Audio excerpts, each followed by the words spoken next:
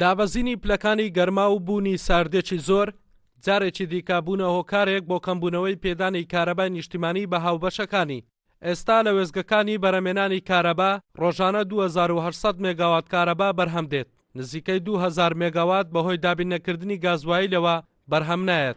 ئەمە سەرەڕای ئەوەی پێداویستی خەڵک 5500 مێگاوات کارەبای بەرهەمهێنراوە. موساڵێک ئەم حاڵتە دووبارەیە بێتەوە کە لە وەرزی جستان و لە دابەزینی پلەکانی گەرمایە هاوبەشان پەنا بۆ وزەی کارەبا ئەبەن بۆ خۆگەرمکردنەوە. خۆی لە ڕاستیە پێویستە وزەی کارەبا بەکارنەیە بۆ ئەوانە بنبوونەیە سەر ئەمساڵ پێویستەکە مەسەن نەوتی ڕەش نەوتی سپی بدرێ بە هاو نیشتیمانیان لە بەرامبەری ئانەوتی ڕەش و گازواییش بۆ وێزگەکانی ئێمە دابین بکە. هەمنەم لاوە بەرهەمەکە زیادکەین، هەمیشم لاوە خەڵک لە بری ئەوەی کە بەکارەبا سەرچاوی وزەی کارەبا بەکاربێنێ بە خۆگەرمکردنەوە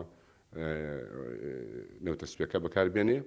خەڵکی هەرێمی کوردستان بە گشتی نیگەرانن لە باشنەبوونی دۆخی کارەبا و کەمبوونەوەی لە ئێستادا.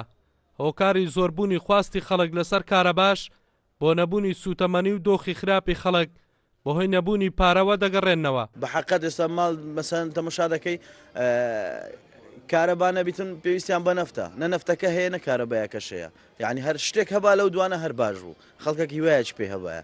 بەڵام هەرچەندی تەماشا دەکەی ئێستاگەر نە نەوت هەیە نە کارەباش هەیە، نە نەفت هەیە، نە کارەبا هەیە، نە پارە هەیە، نە حکوومەتە مووسەی دەداتن. کاکە ئەو خەڵکە هەر شتێکی بداتێ یان نەفت یاوەتێ کارەبایەکەی بداتێ مۆلیدا مۆلیدەش بە تەواتی نادا. ئەگە بێت و مۆلیدەش بە تەواتی بدا پارە لەسەر خەڵکەی زیاد دەبی کا خەڵکەش پارەی نییە پارەی بەچ بدا. بە هۆکاری قەیرانی داراییەوە ئێستا گازوایل بۆ ئەو وێزگانەی بەرهەمهێنانی کارەبا دابین ناکرێت کە بە گازوایل کار دەکەن. ئەو کارەبایە ئێستا دەدرێت بە هاوبەشەکانی سەرجەمیان وێزگەکانیان بە غازی سروشتی کار دەکەن. پێدانی ئەو سەعاتە کەمەی کارەباش کە خۆی لە چەند سەعاتێک دەبینێتەوە خەڵکی زیاتر نیگەران کردووە و داوای چارەسەرکردنی دەکەن. هەڵگورد ئەحمەد، کورسات نیوز، هەولێر.